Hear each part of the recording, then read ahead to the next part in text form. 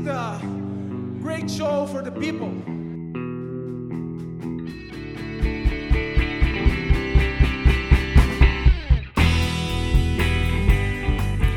So you guys know I flew to Pittsburgh last week, and I just have a question for you. So as I'm sitting on the airplane and we're about to take off, I don't know if you guys do this or not, but I immediately start assessing my surroundings. So I'm looking at the people in front of me across the aisle, looking for where the exits are. Because I don't fly too often. I know, Tim, you fly more than I do, but regardless, even if I'm walking into a building or something, I'm always mapping out an escape route because you never know when shit's going to go down. Absolutely. Right? We watch too many horror movies, yes, clearly. 100%. Yes.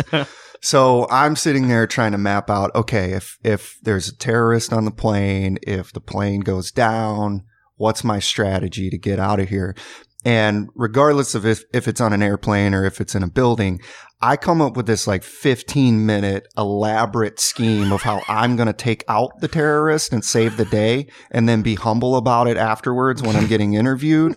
Or I'm going to save the lady and her baby when the plane's going down. Somehow, obviously. See, I'm checking you the have roster. to be in that situation to have that elaborate plan like mapped out. Yeah, like, yeah. You don't know how right now, but No. if you're in the situation, you know. Of course, yeah. I'm looking to see who else is going to do it. I'm checking the heads, and then I'm like, there's the guy. This is my guy. He's going to save us, That's good. and then we're going to be good. But if that guy's not there, then I'm just shitting my pants. That's good. So I do that at restaurants. at a restaurant? Okay. Yeah. We So talking like about T-Bell or anywhere. So T-Bell is not a it's just like restaurant. if you're going to have an accident, like Whoa, I'm surprised you said that. That's a Listen, scrappy Oh, It's line. my wow. favorite. He just sold it's himself my favorite out. fast food place, but it is not. We cannot qualify that as a restaurant. So no, and this actually kind of contradicts it, but I like sitting in the corner so I could see everything, but the corner is also where you're kind of stuck. So That's where I shame eat. I go in the corner to shame eat by myself. That way no one sees me. So But we go like- for different reasons. So you're going back to the wall. yeah, So, I go back yeah. to the wall and I'll see how many cameras are there. Like it's weird, man. cameras. Okay, Hoss, what are you doing with the cameras? No, I just like count to see like where they're at, how like what angle could someone come in to see if like anybody could get hurt, if they're gonna miss the camera. right? Rambo. See, you guys are super intense. One of the last times we went to the hospital, my wife and I, the power went out and she freaked out. And immediately I'm like, dude, this is like Halloween 2. This is awesome. And I'm like, oh, I gotta console my wife here. We gotta get it together. So I'm living the movie. Yeah. You guys are freaking out. Well, see, I think out. I would excel in that scenario, Tim, because we have such a catalog of what not to do. Yeah. From horror movies. I think if we were in a horror scenario, I would excel. Now, real life scenario, these elaborate schemes I come up with, the reality is, soon as that guy stands up and starts yelling, I fall to the ground in a fetal position Weeping. and just start weeping and put my thumb in my mouth. So 100%. Now that's that mom okay. and child is hopefully laying on top of you and to they're save consoling, Shielding yes, us. shield me. Yes. My life is more valuable, ma'am. We are big babies. All right. Well, the reason we're talking about all this is because we are covering Henry Cejudo, the Olympic gold medal winning my gosh. Henry Cejudo. Is this a drinking game? I just want to get that out in the front so that I don't have to address it again throughout the episode, although I probably will You bring will that up. go Yes. full Henry Cejudo and bring it up 24/7. Exactly. So this is MMA Untold. I'm Taylor Gabriels. The man to my left is the scrappy one, Zach Gratton, and to his right is the Godfather, Tim Thomas. So Henry Carlos Cejudo was born in Los Angeles, California, the sixth of 7 children. His parents, Nelly and Jorge Cejudo, came to America from Mexico illegally. His mother crossing the desert in high heels, and his father stuffed in the back of a truck. Well, can we talk about the high heels here? I heard Nelly, I was thinking Air Force Ones. Okay. I Well, mean- you're in a better place than I. Woo! So good. But can we talk about the high heels? I mean, Yeah, is that's she just rough. showing off here? How do you pull that off? Like crossing the desert in high heels? You got to look good when you get to America, my That friend. is- That and are you gonna go barefoot? Because I think Not I'd through wear the desert, exactly. I'd try the So heels. you think if you polled 100 women and said, if you're crossing the desert, we go in Barefoot high or heels, your worst pair of heels, the most uncomfortable ones you own, the ones that end up Stilettos. walking home from the bar with with nothing, no shoes. Yikes. Those ones versus no shoes, they're doing it because they choose every night at the end of the bar to walk barefoot. Yeah, across the piss. Yeah, but there's no snakes and All right, scorpions and all that stuff. That's fair. You know. Yeah, but how much does that heel really protect your foot? Well, I don't point. know, but I'm stabbing whatever's coming at me with that heel. That's so true. You could use it Well, as it's a a weapon. Okay. It's good for your planning, not good in execution This- with you. Well, This is this is basically the mace in your back pocket trick. Now you Yes. have a heel to just stab something. When did this podcast turn into Emergency by Neil Strauss? Are we just like scouting out survival tactics for people now? that's what this episode is all about, What the actually. hell? This Solid. pertains to Henry's own story here. Yeah. So his father is stuffed in the back of a truck too. I mean, in all seriousness, this is how his story starts out. Is his parents are illegal. They come over here and he's the son of illegal immigrants. And I think then after he's born 6 years later, they have another child, but it's poignant for kind of how his story goes. Nothing about it is easy. It is metaphorically high heels in the desert and stuffed in the back of a truck here. They're survivors from day one. His parents they make it, well, his mother specifically makes it work. And I just, again, now with kid, like, it's so amazing. 7 kids. Think about that, Zach. 7. How the fuck do you do that when you're just struggling to get by day, let alone try to come over into America? It's out of control. Yeah. So Henry, as I said, the son of illegal immigrants, and he would grow up poor and constantly on the move. And Cejudo recalls moving nearly 50 times as a kid, living in junkyard trailers, 1 and 2 bedroom apartments, and behind bars, and specifically black bars.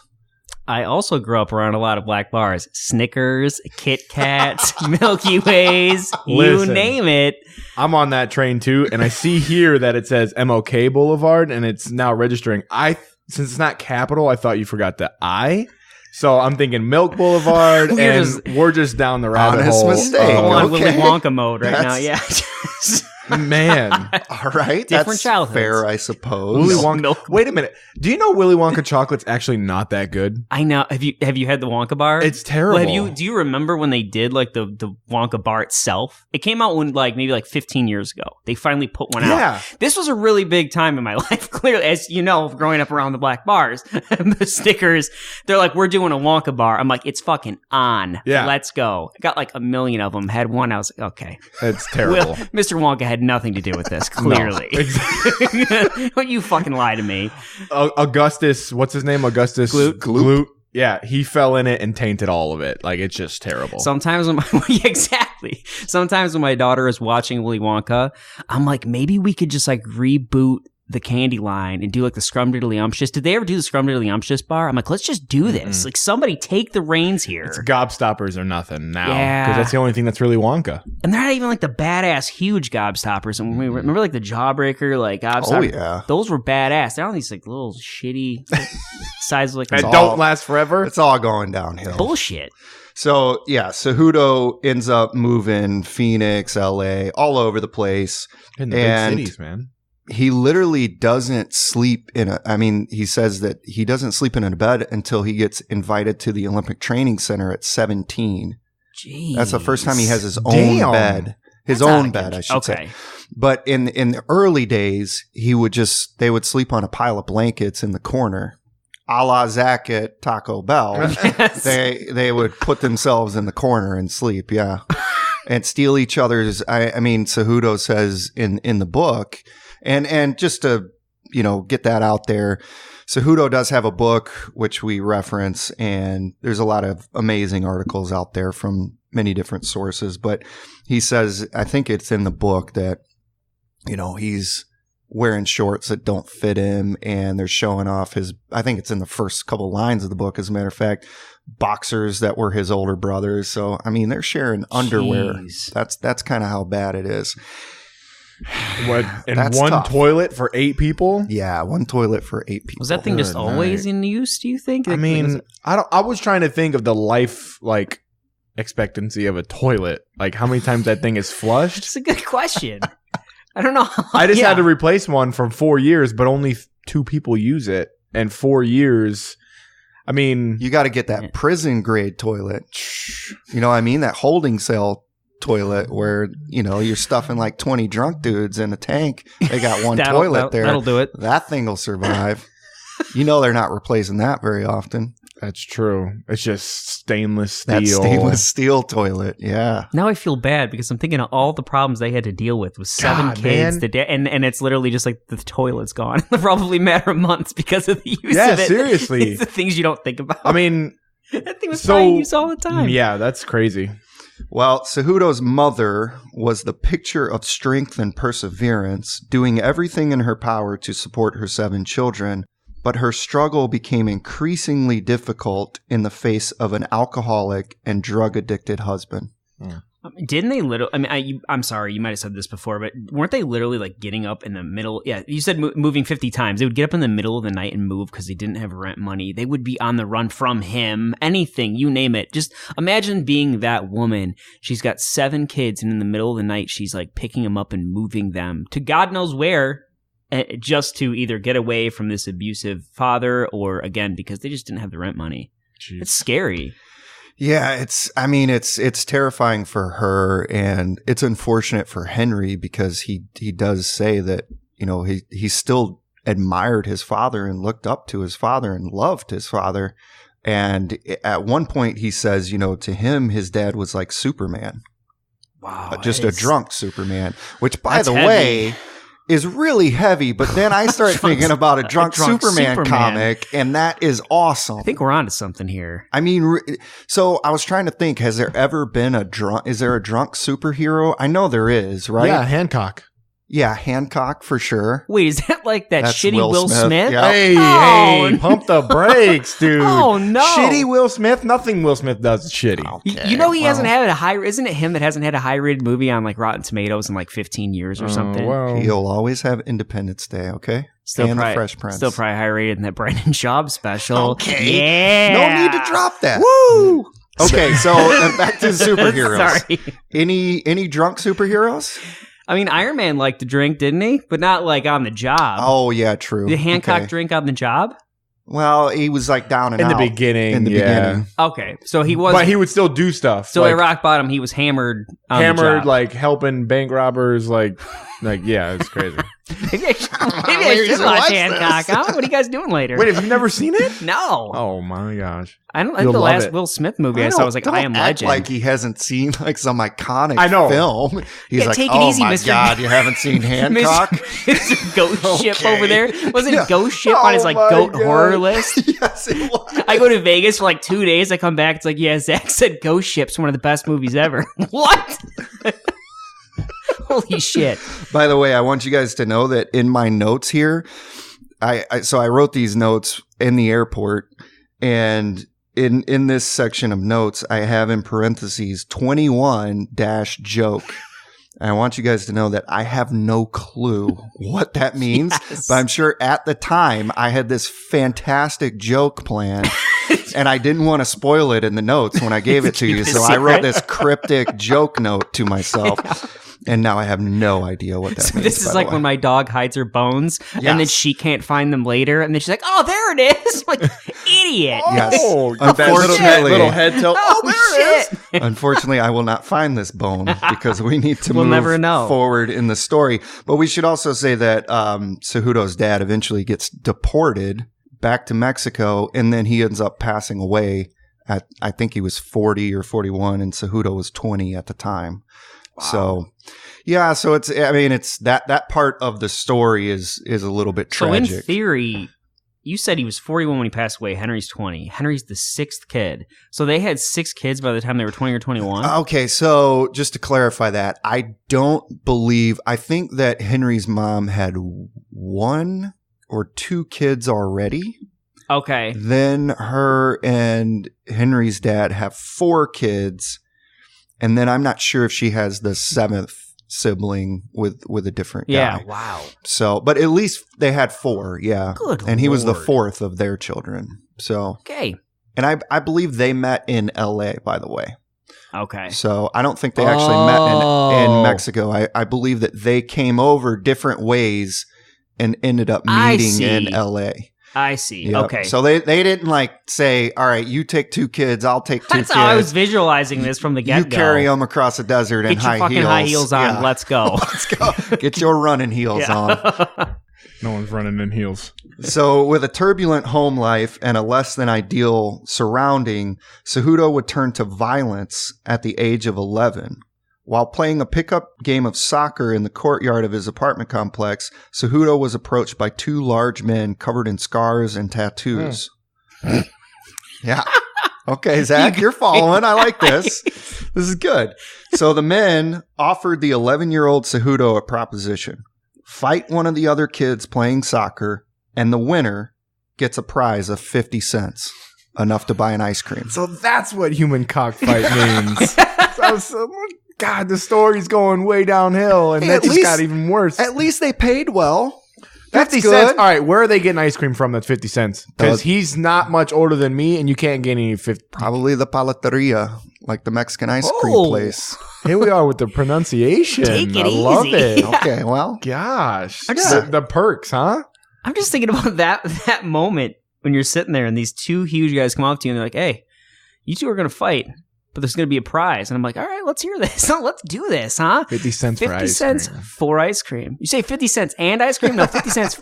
Was it 4, correct? Yeah, For to buy ice an cream, ice yes. cream. First of all, sir, don't dictate what I'm buying with my 50 cents, okay? That's my choice. I want a pack of baseball want cards. That's up to me. Second of all, sold.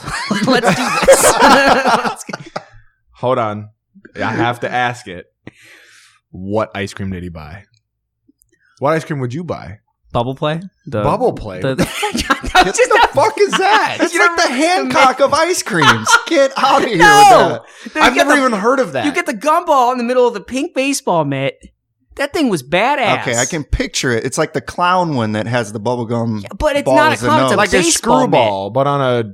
It's a screwball The that's on a fuck is a stick. screwball? A That's screwball... some Florida shit. No, man. hold Yeah, on. I Hold know. on. A screwball, it's in like a funnel almost, but it's covered. So a cone. Okay. Yeah, we call that a cone in the Midwest. That's called a cone. So there's a Ice cream. gumball at the bottom and it's ice cream on... Fuck both of you. There's a gumball on the bottom and there's ice cream on top. So okay, I see what you're saying now. So it's an ice cream cone with a gumball. No, Got it. but it's like Real that. creative. No, shut up. It's like that because there's a Scooby-Doo one, there's a Spider-Man one, Okay, there's a now we're talking. SpongeBob Okay. one. All yeah, right. like I Okay. know what you're talking about. I get it now. Yeah. What about you? What do you want, Haas? Is you getting Well- a screwball? Is that your choice, or did I No, just ruin this whole I thing was with the just bubble play? relating. I was Okay. like, okay, I actually know what the hell he's talking about. You?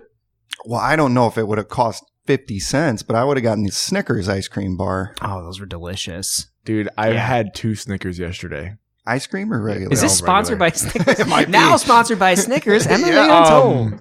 It's not 50 but see, that's the thing. I don't know what would be 50 cents. Because I really liked the chocolate banana, like rocket chip thing. You know the red, white, and blue? Yeah. You remember that one? Yeah, like I the remember rocket that chip?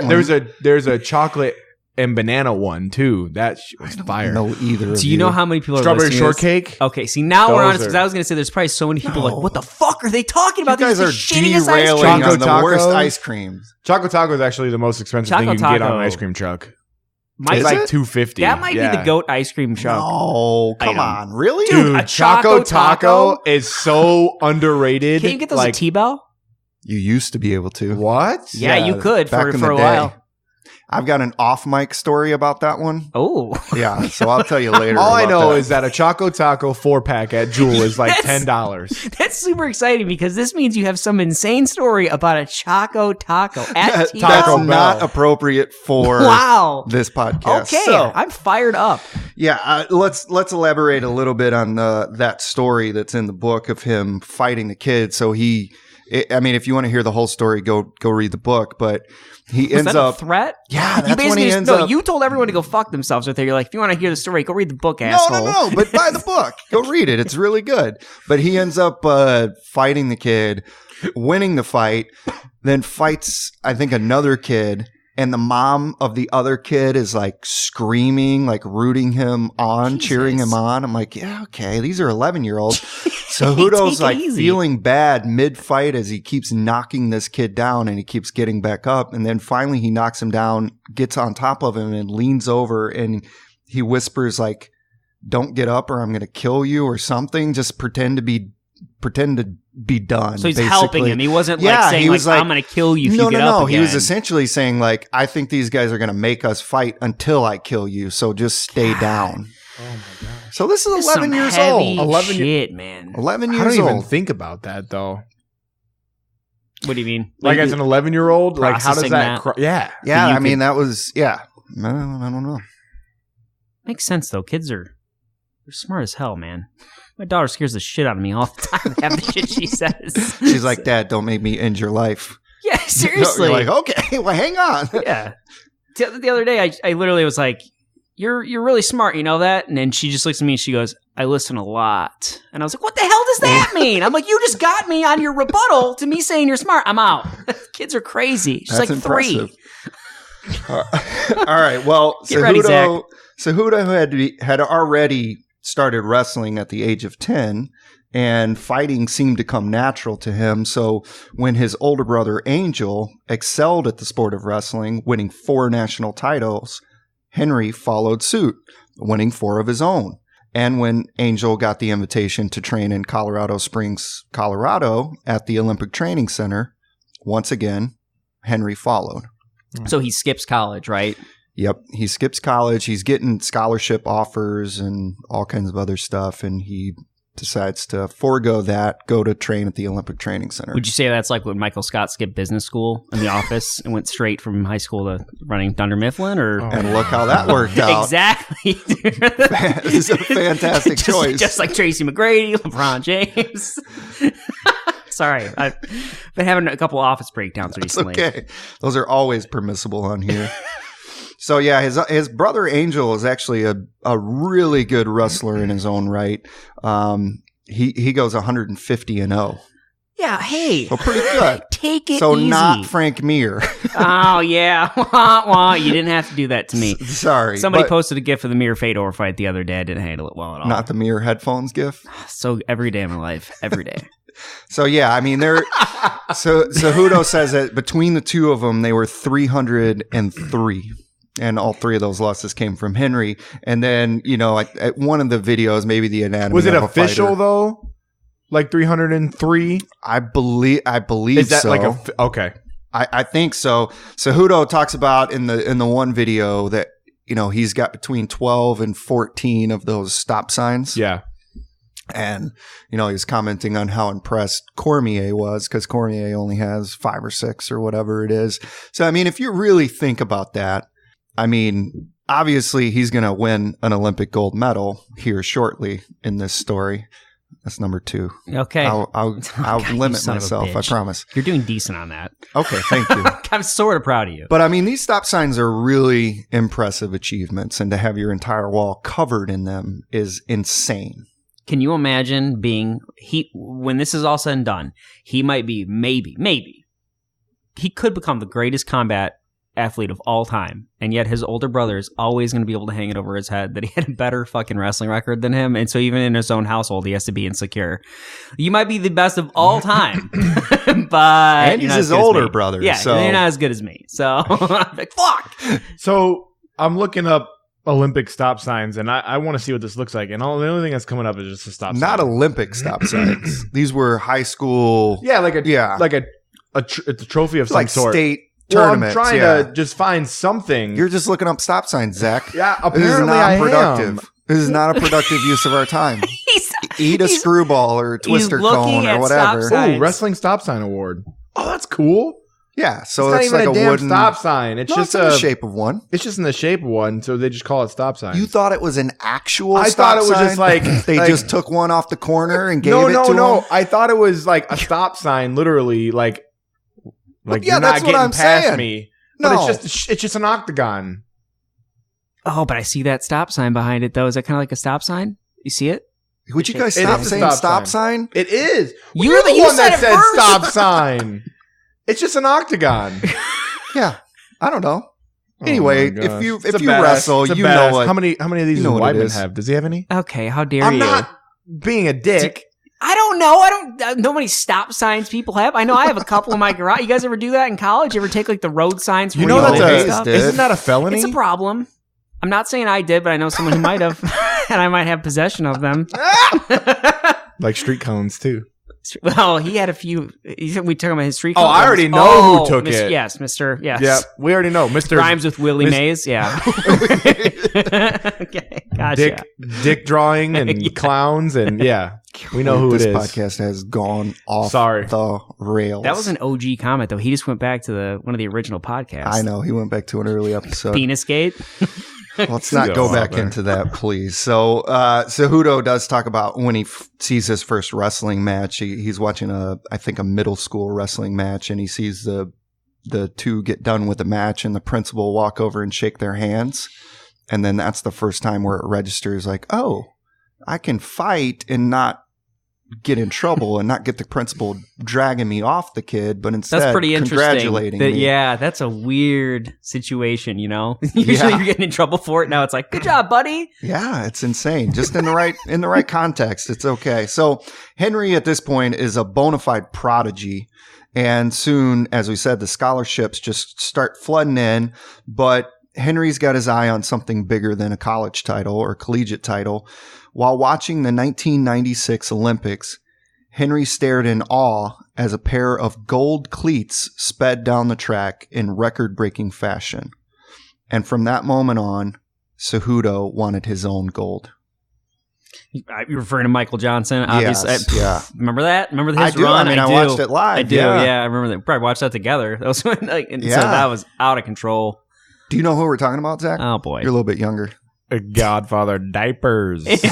You were probably in diapers. 4 years old. Yep. You were 4 in 1996. Wow. Okay. You may have been in Do you diapers. know who Michael Johnson is? Not the UFC fighter? No. Did you think when you saw the notes that it was referring to Michael Johnson by chance, the UFC fighter? Were you like, that's weird? No, because for some reason, like when I see Michael Johnson, it's either Michael Jordan, Magic Johnson. Like I see those names and I don't comprehend. Yeah. Well, he was, he was the Usain Bolt of that era, basically. Yeah, he was. And just wore these shiny shoes. gold cleats and destroyed everyone else running. It was ridiculous. So, so he sees Michael Johnson. He gets inspired. And, at this point, he's at the Olympic Training Center and he's, ranked 31st in the world? Yep. Going into the Olympics? Yep. So he qualifies. He beats the former silver medalist to qualify. So the guy who had won the silver medal the previous Olympics, he has to fight to get into the Olympics. So, this is crazy. He's a heavy underdog. Who botched those rankings? Just the MMA media doing these too? Or? Sorry about that. Come on. That's a clip. 31st? Come on. Yeah. So, he goes in and he's down in every single match, right? Yeah. So I think the way it's done is is it 4 rounds or 3 rounds? I think 3 rounds essentially. So he's down in the first round in every single match and then comes back to win. Wasn't there some story that his mom cried like after every round he lost or something? Like 3 she times or something crazy. Cried, threw up. Oh, threw up. That's what it was. I knew it was something. Yeah, threw up. I was like, geez. And his mom wasn't there. So his mom couldn't be in attendance because she doesn't like to fly, right? She something doesn't like to fly. Or was it a visa? No. I think it was flying. All right. I think it's that she was just terrified to fly. Gotcha. Okay. Yep. Or at least that's the story that's out there. Could she fly though? Did she ever become maybe she a couldn't. citizen? Maybe that's the thing. I don't know. I don't know if she could fly. Because you can't fly. Knowing these articles, we probably read it both ways. Honestly, we talk about it all the time on the Sure. podcast. One probably said she was scared, and the other probably said that.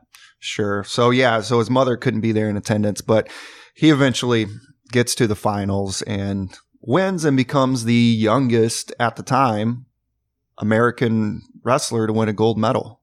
21 years old.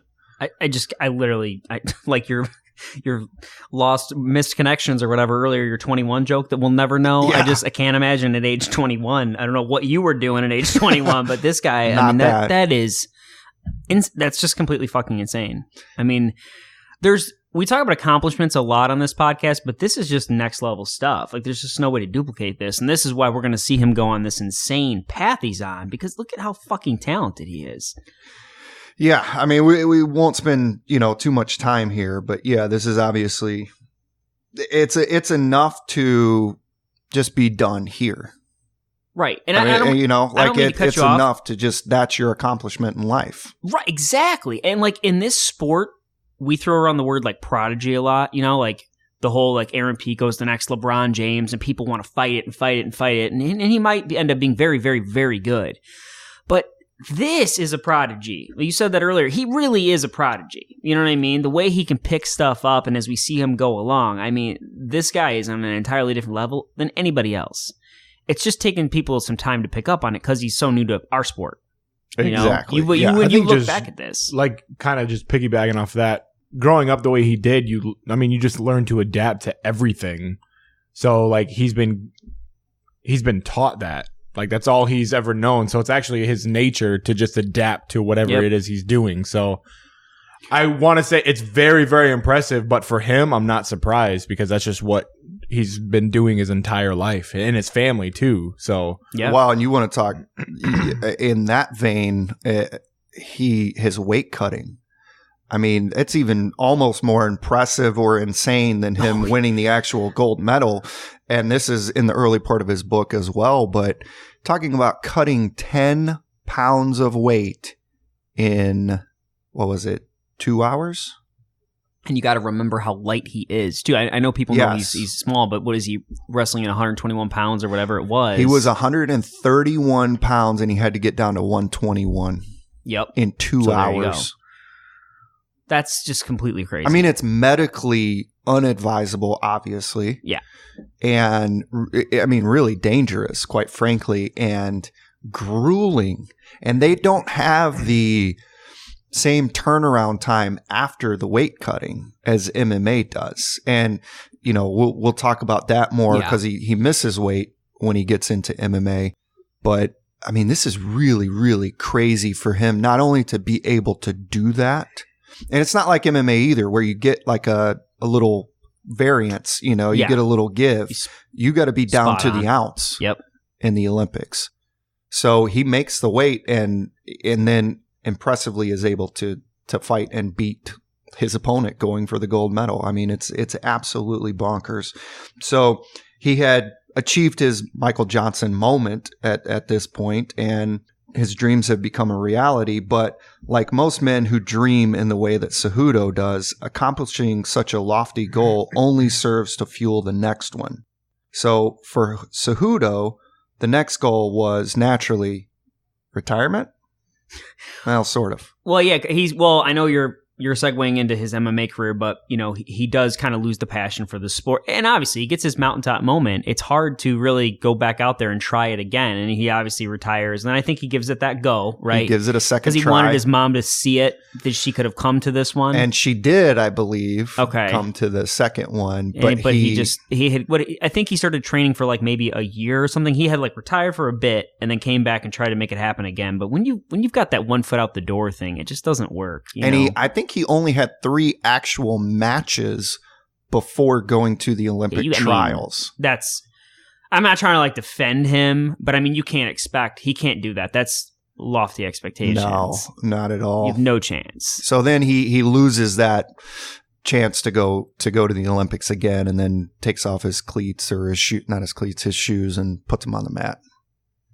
Shoes and headgear. Yep. Lays it out on the mat. Are you getting emotional in the corner? What the hell just happened? I'm in the corner always, this whole episode. Yeah. So you know that actually, Zach, that you put that on the mat, that's like signaling your retirement. Yeah, like you're out of there. See you later. Yeah. Like I'm done. I mean, for him, like you said, 1 foot out the door. I mean, we've seen it happen to MMA fighters. Like when we know they have 1 foot out the door, they're just not the same person. We saw Miesha Tate. Yep. Ronda, when Ronda started doing movies and whatever else. Apparently Rose, like you know what I mean? It's true. Look at Woodley. The minute Woodley had this entourage, started dropping albums. I mean, look, who knows? Usman's super talented, but Woodley drops his belt. We may see it with Rory. Yeah, you're absolutely right. He seemingly has one foot out the door. So yeah, we'll see. Well, but Connor too. Connor could be in there. As soon he made all this money, and not only are we not seeing him like we used to, but now it's just a payday. It for may him. never come back. You know what I mean? Yeah. This may not be well thought out, but what comes to mind is just the worst thing for his MMA career might be the success of his whiskey, because that shit is everywhere. You see the trucks driving down the street. You see it at the front of the liquor store everywhere now. Because remember in the beginning you couldn't find it. Shit's everywhere. It seems like it's selling, and when he's now got lifelong money, if that thing catches on, he's set for life. And at that point, what's your motivation? I mean, I know he's a competitor, but like, is it going to be that same person that like fought Aldo? You just don't care. You know what I mean? Yeah. There's not the sense of urgency. So this is. We'll get into his MMA, and then I'll bring this back up. Yeah, I mean, we're getting there right now. So, I mean, and at the time he was in between, it was sort of happening to him the same way you're describing it, because he had 2 books. He was doing motivational speaking. I think he even had a shoe deal for like wrestling. So he was starting to kind of earn this outside income and really didn't feel like he needed to fight. And the only reason he went back for a second try was just that competitor inside him. He just got that fire back again, just not in time, not with enough time to train. When he was talking about some of those speeches that he gave where like McDonald's brings him in, Walmart, like some of the big corporations bring him in to speak to the employees, I'm kind of like, that's got to be interesting, because like, you know, Henry, he's got some little Tito in him sometimes, you know, just botches some lines. So as I'm like laughing about it and I'm like, you know, kind of being an asshole in my head, I'm like listening, and all of a sudden he drops a couple bombs in there about like struggling and sacrifice and then like power through. And then that's when you really make it. And I'm like, that's good. And I'm like, fuck, he got me. Damn it. I'm like, of course he should have given speeches. He got me a couple times. I'm like, son of a bitch. Nice. So bless his little heart. I like that too. He may be cringy, but he's, I know, but he's good. Bombs in there. I'm like, you got my heart. Yeah. So he had put his dream of 2 gold medals to rest, but this new fire, this new passion was beginning to burn in its place. And less than a year after the loss, he announced on Twitter that he was planning to transition to mixed martial arts. Well, he's got that base. I mean, you know, when you're coming in with a gold medal wrestling base, I understand why he came over. I know he got a lot of shit from his team and friends and family or whatever else, but it's a natural progression. I mean, and we see how it plays out. But look at what people did maybe, I don't believe Askren medaled, did he? I could be fucking that up, but I'm just saying, look at what somebody like Askren can do, because I think they were the same. 2008 was Askren, Cormier, and Cejudo. Cejudo, yeah. A couple big time players on that team. Yeah. Holy smokes. Because if you think about it, I think they said in one of the interviews that if Askren ever gets gold, there'll be 5 UFC belts won by that team. 3 people, but 5 belts. That's crazy. Yeah, so that's insane. Wrestling absolutely matters. God, every time I hear that, though, I just feel bad for Cormier, because he was going up against Cael Sanderson, who was like the John Jones of wrestling at the time. Yeah. Like Cejudo he wasn't going, the guy Cejudo beat never amounted to, you know, that status. And it's just like, man, he has had like Cormier, that guy every step of the way, man. This is not a Cormier episode, but it just makes me feel bad for the guy. It's so true, though. It's just, it's crazy. So, I mean, Cejudo is doing boxing and, you know, getting gold gloves. And I mean, we see it all the time. Guys that can excel in one area can usually apply that discipline to another area, and then it doesn't take as long to excel in that. Not that he's some incredible striker, but if you're that good in one discipline, you can be quickly competent in the other areas of fighting. Yeah, I mean, he's certainly a serviceable striker. I mean, he has knockouts, obviously, some knockout finishes. So he goes into MMA and just, I think, wins his first 6 fights, and then like a year and a half after starting mixed martial arts, he's in the UFC. But there's some weight issues there, you know. Well, and you alluded to it earlier, but the reason he has these issues is he's so used to that wrestling mentality where he trusts his body that he can cut the weight in no time, and now he's even got a little window afterwards, like that, hey, we got 24 hours to recover, so I don't give a shit. So I can't remember, was it 16 pounds in 4 hours? He was doing 2 2-hour windows where he was losing 8 pounds each time, thinking that was okay. But as you're getting older, you can't keep doing that to your body. And you see it backfire as he starts missing weight. And if we're being honest, this was when we obviously all started to really track Henry, was during this time. And I remember we had issues with Mighty Mouse, so we were looking for that next guy, and they're like, hey, this might be the guy. And he would like miss weight. And you'd be like, man, come on. Like, we are not, I mean, just all honesty, we are not very forgiving when it comes to these guys missing weights. I mean, your job. Missing weight. Yeah, we just didn't have any tolerance with Johnny Hendricks. Nope. Rumble Johnson, Gastelum, whoever it is. We just don't. No. You don't get a pass. That's literally your job. And if you're cutting it too close, shame on you. But it's not an excuse for Cejudo, but we at least see the mentality behind it. And he had to change. And he admits that was a wrong mentality. Exactly. You know, so he changed, and that's where I forgive him. Is that, you know, some people just never really change; they just continue to struggle and miss weight. He hasn't had any issues in a while. Well, and some people miss weight because of the lack of discipline. Cejudo had all the discipline. Well, yeah, I am Johnny Hendricks, but Cejudo had all the discipline in the world. He just was overestimating or underestimating. Yeah, I can remember specifically like just being irritated that he missed weight. And I don't, that's weird. And I never really thought of it, but it does probably bother us more than it should. Oh, missing weight? Yeah. Well, because we get fired up when anybody misses weight. It's like, God, you're like in jeopardy of ruining the fight.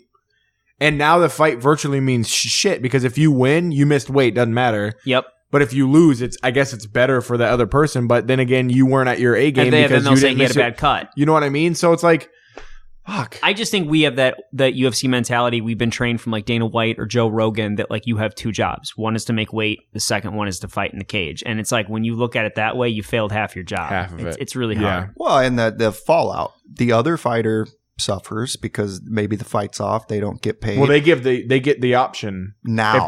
If they miss weight, you get the option now. I think they did before. Back in the day, because it's 30. Now it's 30% of your pay. And then I think it's like, now it becomes like a catch weight almost, or if they miss weight. Yeah, but back in the day, they would sometimes fight, sometimes not fight. Even if you got a percentage, you didn't get all of your purse. I mean, we talked about it in the Poirier episode with like the illegal strike or whatever, and him maybe not getting the fight of the night bonus and things like that. I mean, they'll withhold money any way they can. Yeah, that's true. And, if the other fighter's not getting paid because of your screw up and fans aren't getting to see a fight because of your screw up. Now you're messing with their livelihood. Yeah, I mean, it's a problem. I mean, anyway, we won't need to harp on it any more than we have, but that's why we feel the way we do. Exactly. And it's important to do this because we have to be fair. If it's somebody, if we were doing a Gastelum episode, which one day we'll harp on that big time. Okay. Because it really bothered us. And spoiler alert, but I have a feeling we all are going to end up loving Henry Cejudo. And we should be fair here. And his weight cutting was a major problem for a little bit. Mm-hmm. So yeah, it absolutely was.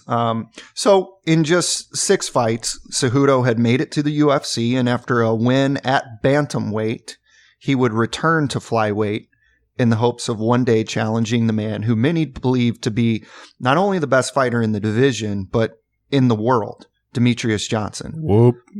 So, oh, God. All right, stop Does that. the fight get out? So 2 wins, and 9 months later, Cejudo would win a split decision to secure that title shot. And now the only question was he ready? 100% thought he was going to beat him.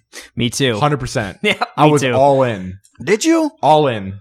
You saw the gold shorts and the bushy hair, the floppy hair, 100%. And you thought this is the guy. Yep, until about a minute and like 46 seconds in.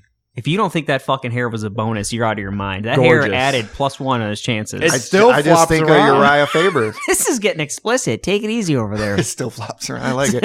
I just think of Uriah with the hair thing. I mean, when Henry gets punched, it looks like his head's So you're taking a off. scientific. We're talking about flopping around over here. You're talking about a scientific approach. Got it. Okay. The train is being pushed back onto the tracks. Okay. By me. Yes. Got it. 100% thought he was going to win. I think he was. What was he? He was at least plus like 230 or something like that. And I was like, oh yeah, this is the day. It didn't happen. I do this though. I did this with I think Sarah McMahon with Rousey, because McMahon was like a gold or a silver medalist, and I was like, this is it. This is the time, and it's just never the time. It's only happened twice. It's only happened twice. Do you guys which the two that you got suckered into, or it? Oh no, the actual... two that actually worked out. Because I was indifferent on Cody. I didn't think he would beat Dominic Cruz like that, so I can't count him. But Holly and Rose, those are the only two that ever worked out for me. Have you ever gotten completely duped by the UFC marketing? I got completely duped with Patrick Cummins, Daniel Cormier. I went into that. I'm like, he's going to fucking beat him. This is it. This is the guy.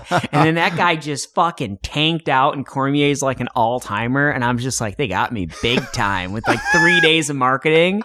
You guys ever just I bought right in, man. Oh, I'm sure. Nothing's coming to mind, but you feel like an ass. Unquestionably, it's yeah. probably best that we didn't have mics back then, because I'd be like, this is the guy. He's going to take Cormier down. He's working at Starbucks 2 weeks ago, and now he's going to do it. No. So 1 foot out the door, he had 0 feet in the door. He was at Starbucks. He's poked his head in. Yeah. So I mean, Cejudo loses the fight to Mighty Mouse. Mighty Mouse knocks him out with knees to the body, I believe. Which, hearing him talk about that, it's crazy, where he's like, because it's to the body, your eyes are open and you're awake, so you see it all happening. You see the ref stepping in and stopping it. Talk about that. That sucks. Yeah, I mean, this is a pretty embarrassing loss for Cejudo, because he's undefeated at this point. Olympic gold medalist, undefeated in mixed martial arts. We don't know about those 3 losses. Who were those gentlemen that beat him in wrestling? I don't know. We'll have to find that out. But you're right though. He hardly ever loses anything. This is where you find out a lot about a person. Because now he's been embarrassed, in front of everyone. This was his big moment, and he's just been completely shamed. Yeah, I mean, this is his first MMA loss and one of only a handful of losses in his entire competitive career. And with that, Mighty Mouse has cleared out the flyweight division. So with no worthy challengers, the UFC decides to create a tournament at flyweight. They didn't say Mighty Mouse was going to move up or anything? No. Okay. We'll get to that. But then, they create a tournament with the winner being awarded a shot at the belt. And this is all going to take place on The Ultimate Fighter. Mm-hmm. And the coaches would be none other than Cejudo and Mighty Mouse's toughest competition, which was Joseph Benavidez. Yeah, I mean, I supported the idea. I liked it. They were all undefeated. Oh, no. Scratch that. They were not all undefeated. This is the second to last one that I watched. Were they, and I'm probably screwing this up, were they all former champions? I think they were former, at least.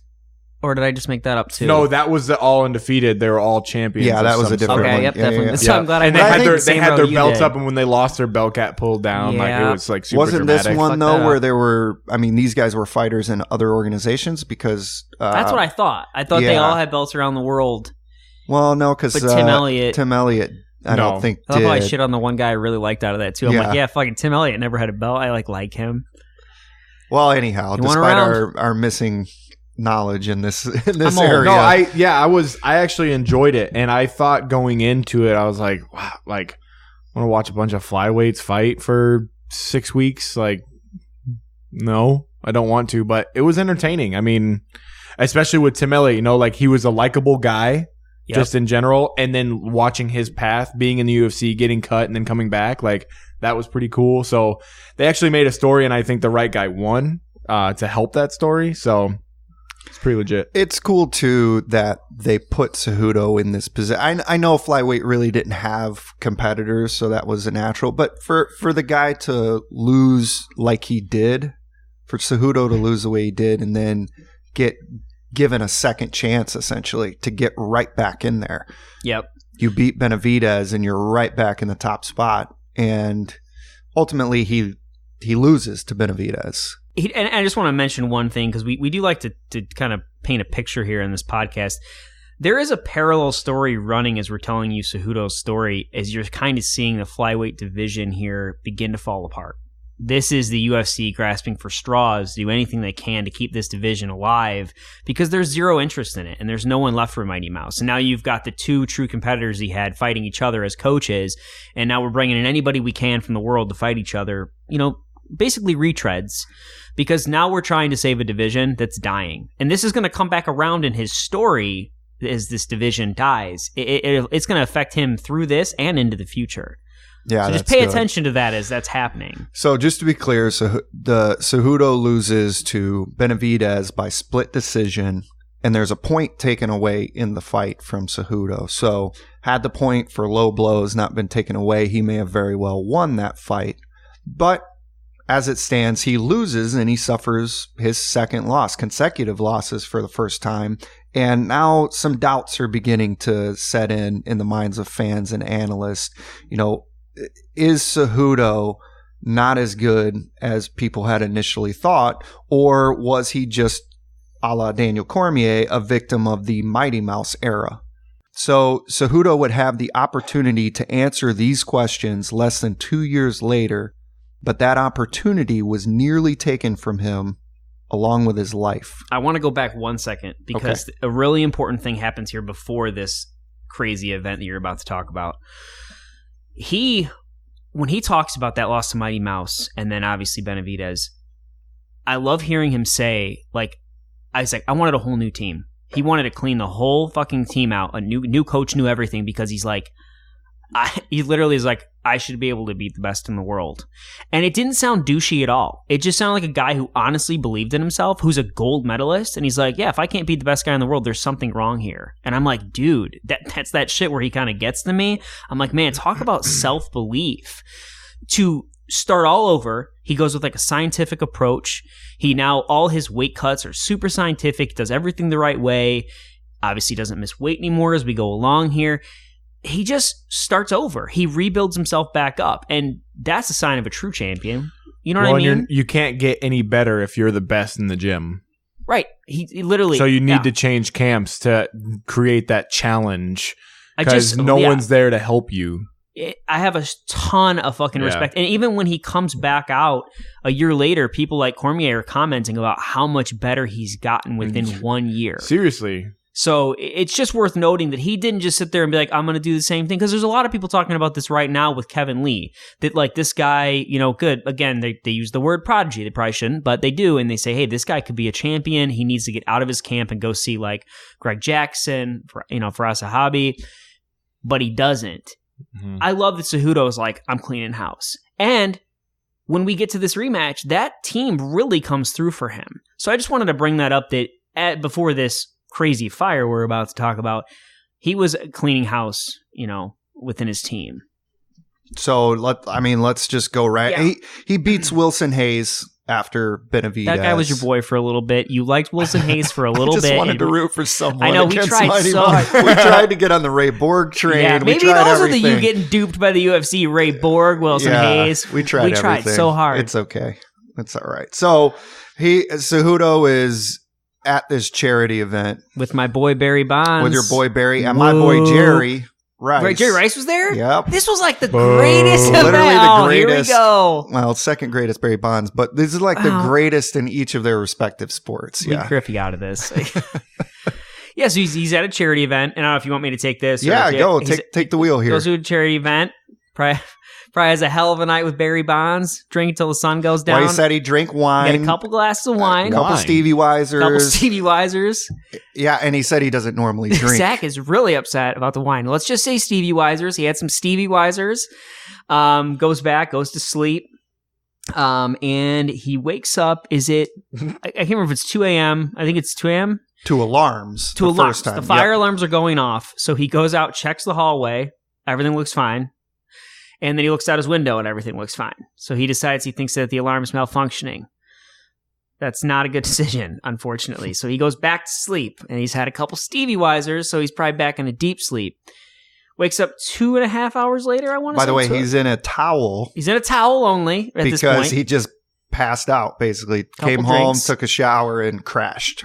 And wakes up 2.5 hours later because his room is super bright, right?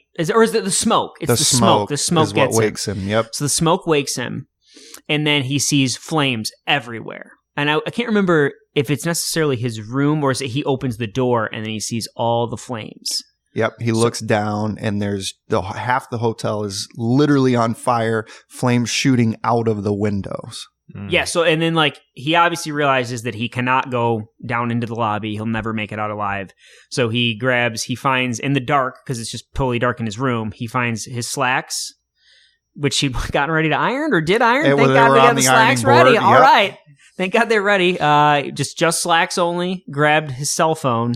Yep. And decided to jump out the window of a second-story hotel, and he's just looking out, and just everything's on fucking fire.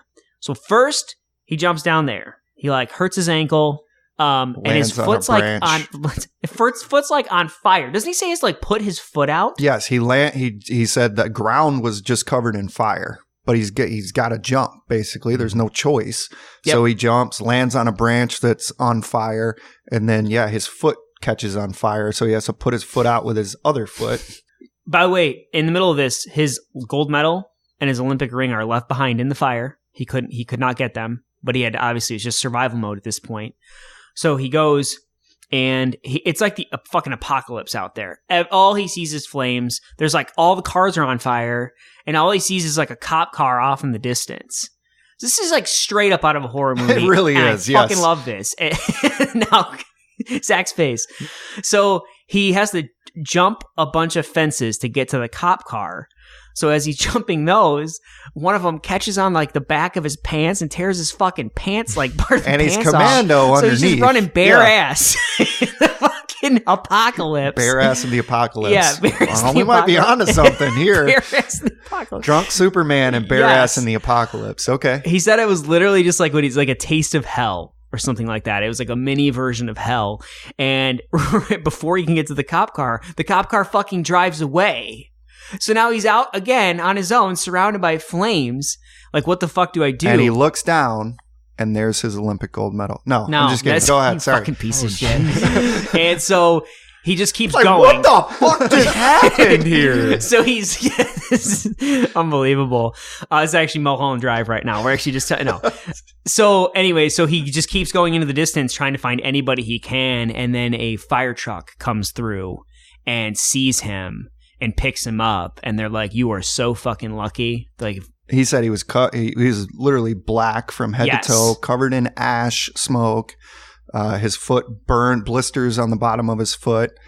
And he said they drive 15 minutes away to a safe zone and drop him off and give him a T-shirt. So that's nice. Maybe some pants that aren't just assless chaps at this point. I survived the apocalypse T-shirt. Yeah. All right, listen. I know we say this probably 90% of the time on our episodes, but why is that not a story being told to sell this guy?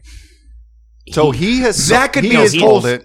I understand that. To Zach's point, I'm sorry to cut you off, but the first time he tells it is Ariel. Yeah, he tells he's it's on Ariel, MMA and he Hour. says that's the first time he's ever told it. The UFC should have pried that shit out of him. They should tell it in every fight he has. This, and we'll go over this later, but you're totally right. This guy should be a fucking hero. Like, that was, granted, I don't want to necessarily bosh you guys, but that was the greatest storytelling session that I've had in a long time. Nice job, Godfather. Wow. Going back, it was good because you picked it up, and then you picked it up, the author was and then you hit me with the plot twist of he found his gold medal. Like, that fucked my mind. I thought Inception all over again, and then there's the author taking liberties with the story again. Yes, and then never that was fantastic. That was great, and that was a 3 or 4 minute bit. Why can't you make that a video? Like, sure. Come on. Yep. Get those cheesy ass actors that do the murder shows and fucking act it out. Like, show that. Let him wear the Reebok I Survived the Apocalypse shirt down to the octagon. Listen. Come on now. Gosh. I do think you're right, though. That's gold. I do think that, and we'll go into stuff like this, but I do think that instead of emphasizing all the time the gold medal, maybe we should tell the story why he doesn't have that gold medal anymore. Let's tell the story about how he almost lost his life, and that's fucking crazy, and how he's... Well, that's, I mean, not to cut you off, but that's why we joked around in the beginning about, being in a situation where you need to assess your surroundings and find a way out. All joking aside, I mean, if I was in this situation, I suppose you just instinct kicks in and you do whatever you can do. But he said, like, he had more adrenaline and fear than anything he's ever, any fight in the octagon, any Olympic wrestling match. this is the scariest thing he's ever been through. And he referenced even, I think in that Ariel interview, that he almost drowned before the Olympics in Brazil. That sounds right. Yeah, that right. he's like, I was taken under by the current and I was literally drowning and I was thinking about my family. Yeah. And he's like, but in the fire, all I could think about was myself. Yeah. Because it was so terrifying that I was going to die like this, suffering, burning alive. Like, geez. Well, Henry, as you can see throughout his life, it's like he gets put in these situations, this adversity, whether he loses the first round in those matches when he wins the gold medal every time and comes back, or this situation where he wakes up and he loses the Mighty Mouse and is now on his path back, and now he wakes up in the middle of a hotel fire and he just picks up the pieces. He just, we're joking about it, but he just grabs his slacks, grabs his phone, and is like, let's go, and we talked about you crying in the corner or whatever, but it's like, how would you do that? I mean, jumping out of a hotel window, you're on fire, putting yourself out, surrounded by flames, straight out of a horror movie, just surrounded by flames, cars are on fire. Like, he's just like, all right, I got this. And Neil Strauss's Emergency did not prepare me for that situation. But I don't know. It really, like he said, I mean, he was the perfect person to be put in the situation because he handles that stuff well. And it's going to serve him well when we get to the second Mighty Mouse fight. Well, are you ready for the craziest part of that story, Zach? He didn't really find the gold medal, Zach. Taylor was lying. I was lying the whole time. So, no, the craziest part is that he gets back in the octagon 2 months later and fights a prospect in Sergio Pettis, the younger brother of former UFC champion Anthony Pettis, and he dominates the younger Pettis over 3 rounds en route to a unanimous decision victory, solidifying another shot at the 125-pound title and a chance for redemption. So how crazy is that? After all of that, just a couple months later, he's back in the octagon. I mean, that's pretty wild. I'm guessing it's like insane. The Brian Stan thing where Brian Stan would be like, yeah, I mean, I was at war. Like, I saw people die. I don't care. I'm sure when you get in the cage after you almost die in a hotel fire, you're like, yeah, I was literally on fire and shit, guys. I'm all good. Like, I ain't worried about getting punched in the mouth. Yeah, exactly. I'm all set on that. It's fucking crazy. It's wild because when I was going back through this, I knew about the fire and I knew that it was after the Benavidez loss. But when I just pulled up his fight record, I saw this gap in time between Benavidez and Wilson Hayes. And I just assumed the fire was in between that because there's this long break in action. And then I look up the dates and I realize, no. He takes a break after Benavidez, but then after Wilson Hayes, he's like in this fire and then boom, right back in the octagon. You would think that maybe you'd take a little bit of time off, but no. Nope, it's right back at it. Yeah, that's wild. So second Mighty Mouse fight, and this goes a little bit different than the first time. So again, as we were telling the story of the flyweight division, they're really running out of options here. They're trying to get Mighty Mouse to go up. He doesn't want to do it. They've done the tournament now. We're now at Cejudo, who had even lost to Benavidez and, is kind of trying to make his way back. We're going to give him another shot because they've got nothing else. And now we're kind of getting in this era where they were like shoving title fights everywhere they could. So they needed to get Mighty Mouse on a card right away. And I want to say they had tried to do Mighty Mouse TJ and didn't that fall apart? Mighty Mouse got hurt, something like that. So this was just not working right here. This division's a disaster. And now they're like, fine, let's just give Cejudo another shot. And I think there's a lot of smart people in the business who are like, okay, hold on though, because now you've got another year and a half of Henry getting more experience, and that's trouble, So the standard MMA media was just like, he's going to get destroyed again. Your typical ESPN coverage is like, no chance. He lost in 2 minutes. So then, if we get to the actual fight, Mighty Mouse kicks him right away, kicks him in the back of the knee. Yep. And it fucks up the ankle. Because it's a nerve. Where were we? Were we here for that? Your place. Was it? I'll never forget where I was when Mighty Mouse lost. Oh. Because I was like, holy shit. Because it was just like a month or two ago that Michael Chandler got fucked by that. And we're like, oh my God, this is how he wins. This is how Mighty Mouse retains the title. And just, we're never going to see this guy You ready lose. for this, Zach? it reminded me of Anderson Silva versus Chris Weidman. You know, I have to bring him up in every episode, but really, I thought you were going to say the Jared knockout. No, but I was expecting knockout a gold medal loss, joke. the knockout loss, and then the leg break. True. Like Yes, you're that's fair. expecting like, okay, he's gonna put on a better fight than the first one, and you're like, okay, Cejudo is much better at this point. It's gonna be a fight. And then in the first minute, he's can't stand on his leg, and you're like, "Good God, are you serious right now?" What was interesting? You brought up Michael Chandler right there. Yeah. What was interesting about that is, like, did you hear his team say? This is again where you start to see the strength of his team. His team say that, like, in between rounds, when he was like complaining about the ankle, they had watched video of like Michael Chandler and his team afterwards explaining that it was the knee, and he's like, "Ice the knee, ice the knee." So they knew to go to the knee and not the ankle, which is super interesting as they help him now come back in this fight. Yeah. That's crazy. Yeah. So the Michael Chandler clips. They pay attention to that. Wow. That's insane. But yeah, I remember as soon as that happened, I probably took a Jaeger bomb or two and was like, God, it's over. Like, fuck. Well, it's a super close fight, and I think it's after the fourth round. His team's very nervous that he might be losing. And his coach gave this awesome interview where he basically is like, yeah, you know, I was going to give some technical advice of what to do. And he's like, the other coaches on the staff were like, scared the shit out of him. They're like, you basically need to knock this guy out. Like, you've got to do this, because they were worried maybe. You could tell they don't want to say it, but they're like, yeah, it was definitely 2-2. We were worried it might be something worse, but they don't even want to say it. And he just gives this like super emotional speech about like, you know, if you knock him down, he gets back up, knock him the fuck out. And he's like, you know, you're going to go in there, burn the ships, you know, take the village, just like the whole mentality of like burn down your ship so there's no way to go back and like take the village. He gives this crazy, crazy speech about storming the village and taking everything, and it inspired him. Like, he like got motivated. So now there's like a T-shirt of the coach's speech that he gave that the coach wears. And that's pretty radical. It motivated him to win. Give me the shirt. Yeah, XL. You want the shirt of not us, a medium, it's a fat. us telling the fire story. And it just says "Let's go" on the back. And then says "Let's go." Let's do it. But yeah, so there is again twice, you know, we like to always talk a lot about camps and corners. There's two specific instances in this fight alone where this new team benefited him.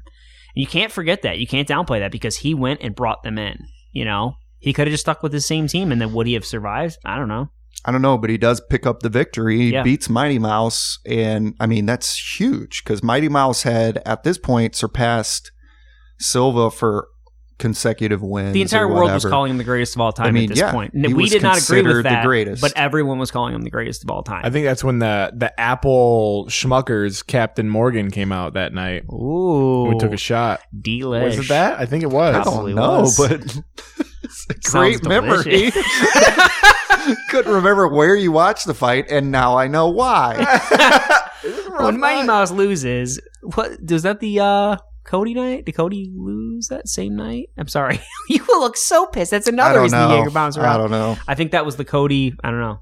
But anyway, Cejudo had shaken up the 125-pound division, and he wasn't finished there. While most thought that Mighty Mouse would get an immediate rematch, and a well-deserved one, Henry and the UFC had other ideas. You see, as we touched on, the biggest criticism of Mighty Mouse during his extended reign was the lack of real competition and Mighty Mouse's refusal to fight those outside of his division. But Cejudo welcomed the challenge. Yeah, Mighty Mouse pretty much took his Twitch channel and went home. He pretty much just went straight to ONE FC. They did that trade or whatever here, and man, he I'm not going to talk shit, because everybody should make their money. He should get paid, and he is getting paid very well there, but it doesn't help the legacy when the whole reputation is that he wouldn't move up and take the tough fights, that he just loses and doesn't go for the immediate rematch. He just finds his way in ONE FC where he's just cashing checks, and that's okay. Yeah, I think that was the right move for both parties. Yeah, but I would have liked to see one more fight. If you're going to kill the division anyways, let's just have the rematch. Like, I know what Mighty Mouse did was technically for the best of the UFC, because it became like a passing of the torch. But why couldn't we get that rematch? As the competitor, wouldn't you want it? Look at Daniel Cormier. He can't get away from John Jones. Sure. Why don't you want the trilogy fight? Well, maybe it'll happen. I mean, maybe Mighty Mouse comes back, or maybe Yeah. they set something up. Who knows? But probably not. But I think at this point, everyone was ready to see the shakeup. And if you do the rematch and Mighty Mouse wins it, you're just right back where you were, not selling pay-per-views. But we can't worry about pay-per-view sales. No, I in understand this that. conversation. You have to, I'm just saying from the UFC's standpoint, that's what they were worried about. So that's why that trade happened. Oh, because they nailed that trade. You had fresh blood in the division. You had a guy that was willing to fight TJ.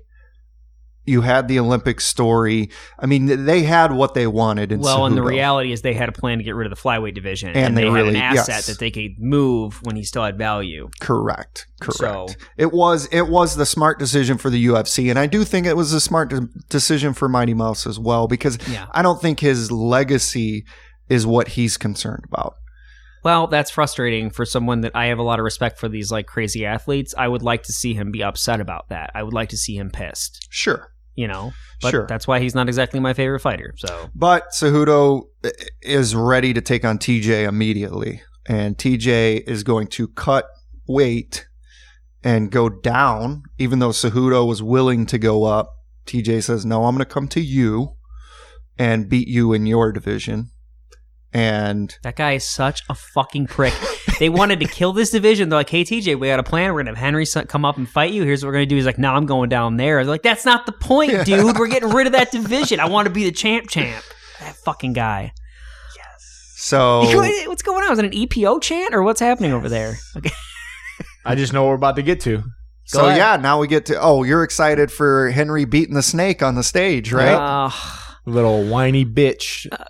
Oh my gosh, he didn't beat me. I wouldn't accept it if it beat somebody like that.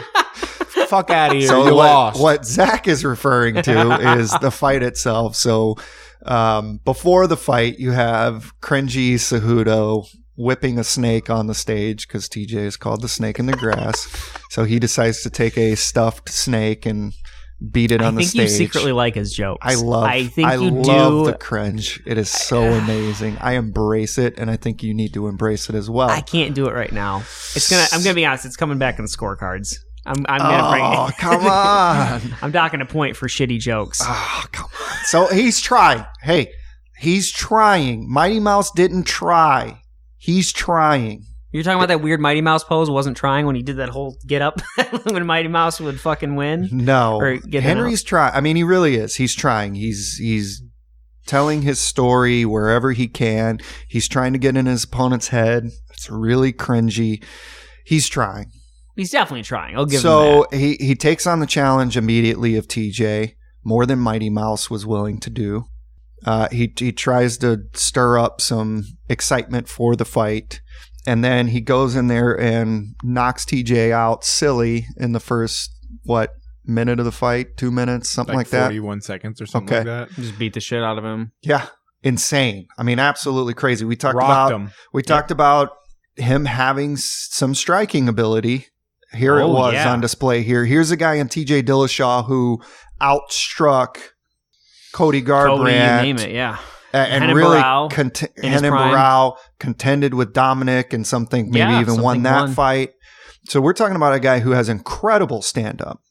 And Cejudo knocks him out in under a minute. This is where I go fucking insane with the MMA media, how they've painted this narrative like it was the early stoppage. They've run with TJ's story. Go watch the fight, look at some breakdowns of it. He was all fucked up. Can we just have a stop? Can we just give Cejudo the respect he deserves? Dude was jacked. Like, man, he was on Wobble Street the whole time. So what? You let it go. Then what happens? Then you hurt TJ even more. Again, and this is where I draw the line. Yeah, I think TJ's a piece of shit, but your health is the most important thing. Especially here. when you're cutting down to a weight that you was don't have the chin low. that you have at 135, right?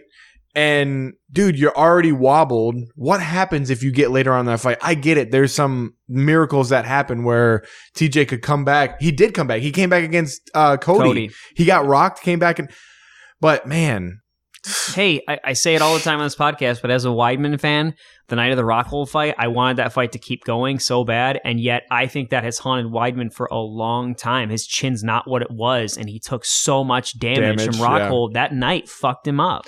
Well, and we're going to see this was the right decision to stop the fight because after the fight, it comes out that TJ... A little bit of EPO, huh? Yeah. On a little Piece bit of of illegal shit. substance. Doo-doo. So He was everything they said he was and more. it is a good thing that they stopped it. It is a good thing that Cejudo won. And TJ, before he gets popped, goes on every radio program he can go on to complain about the stoppage, to say that, you know, he deserves another shot.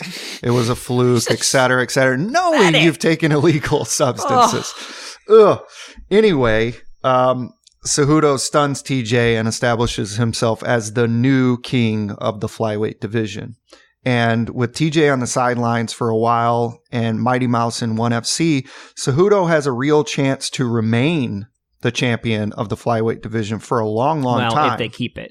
Yeah, I mean, if that's why they he's keep moving up. If they keep the Because they're division. doing, what, Mirais? Yeah, yes. Yep. So he has that opportunity, but the UFC might be getting rid of that division. And here's the thing. No matter what happens, if Cejudo's Olympic gold medal and his fight with Mighty Mouse and TJ tells us anything, it's that chances are, no matter what happens, he's going to be aiming higher than we can imagine. So it doesn't matter what we think is going to happen.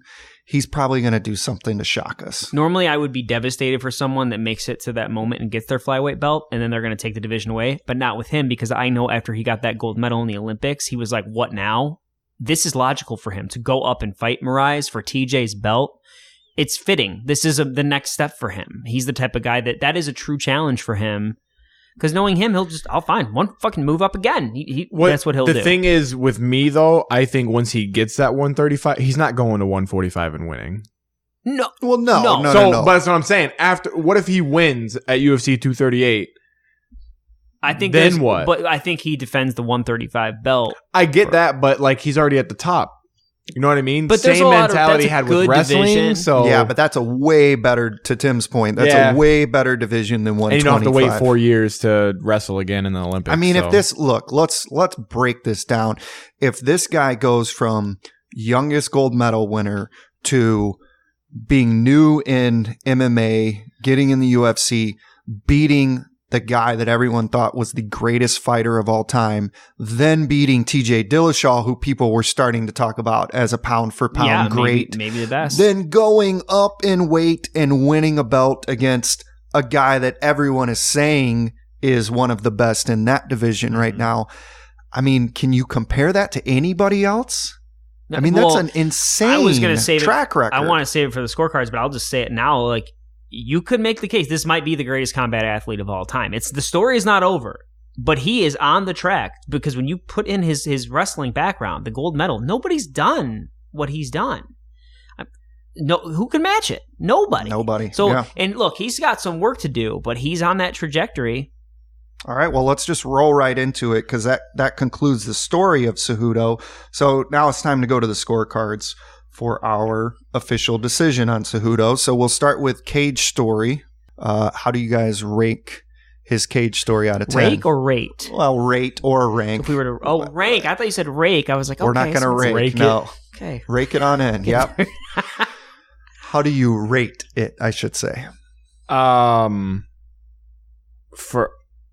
Because it's unfinished. I mean, what he's done so far is ridiculous. I mean, beating Mighty Mouse. Beat Mighty Mouse.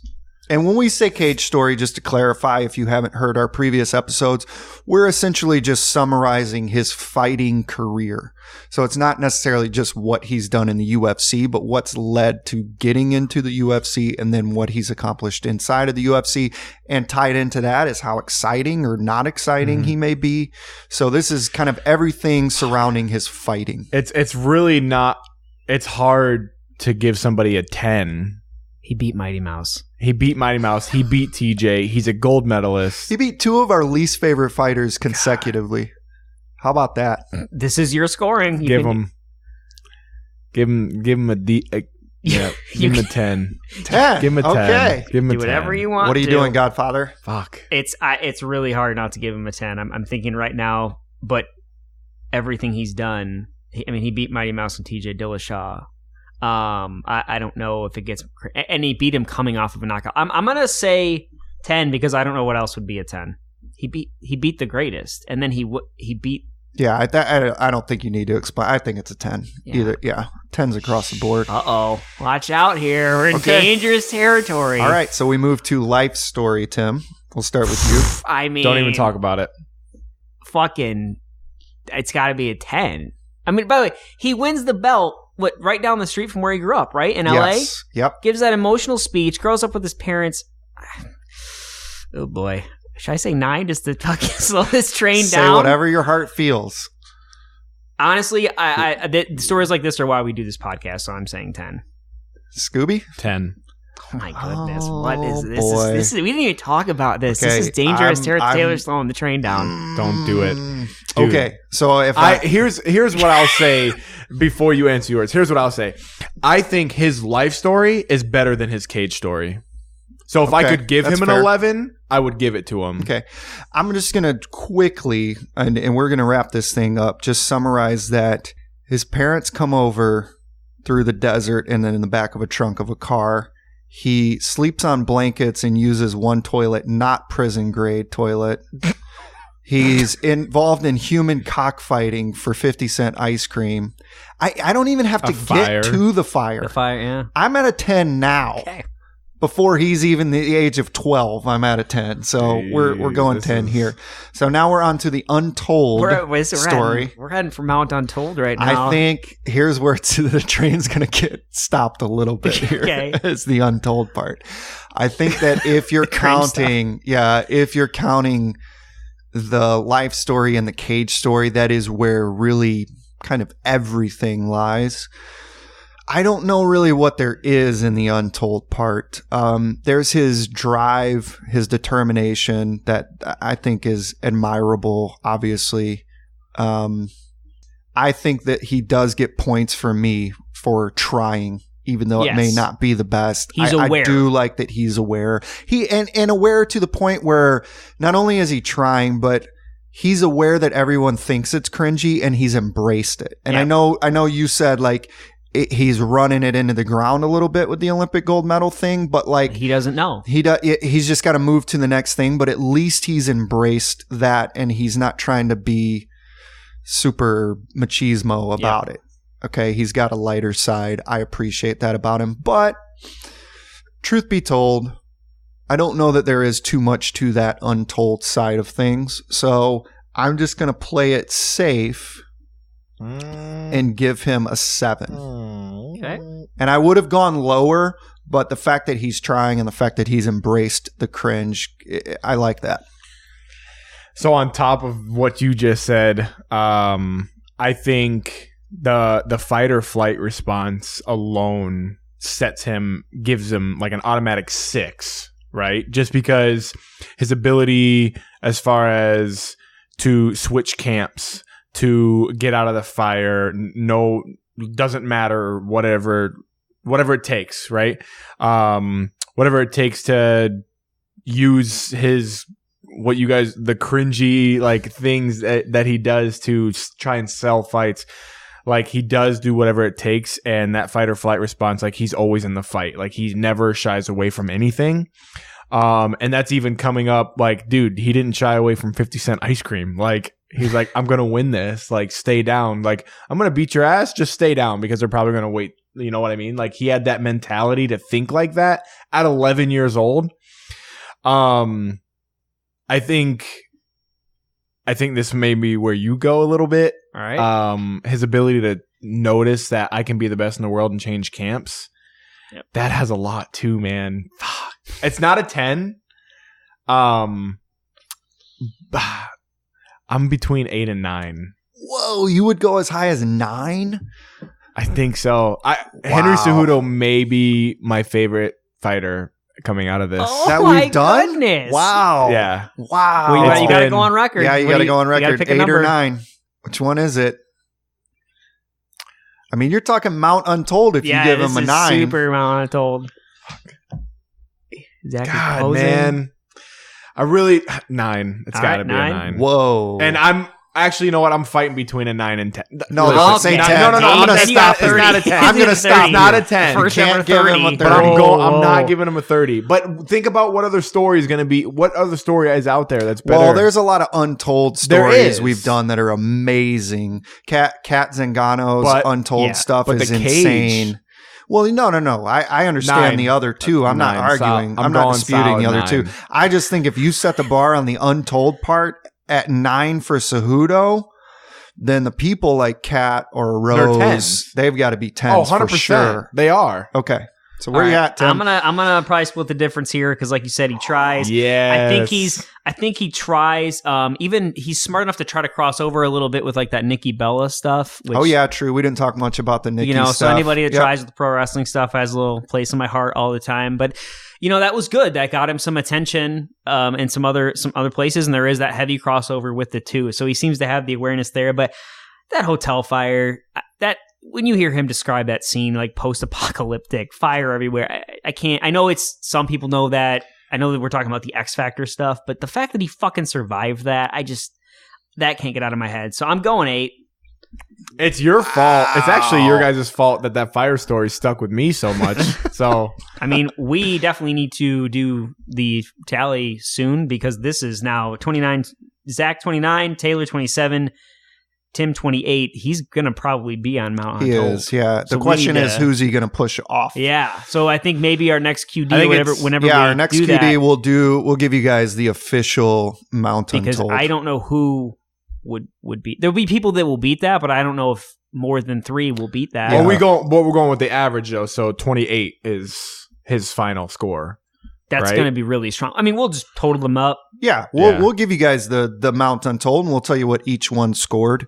So we'll give you So our it's a top shame 4. we don't know live because it's kind of a new concept, but I have a feeling he just made Mount Untold. He's This is probably a going huge to be on moment there. right here, actually. We'll update you guys with Henry the official Cejudo, ratings. ladies and gentlemen. A guy that not many people are going to be excited about. Even Just a probably good not going to be story, excited man. to hear this. If you're listening to this episode at this point, I commend you because I really don't think that people are going to scroll through the podcast and see Henry Cejudo's name and click on it. You're absolutely right. And that's something that I really we never got to see before we did this podcast was like, oh, this person's on a draw. This person doesn't get clicks. When we look at our downloads, there are major differences when you do like a Tyron Woodley versus a big name. If we go do Stylebender, who's kind of the flavor of the month, massive amounts of downloads.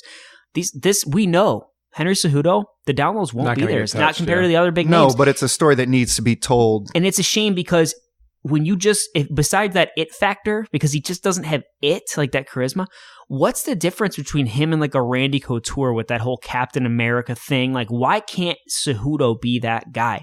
Mighty Mouse drove everyone crazy. He beat him. TJ Dillashaw, big time villain. He beats him.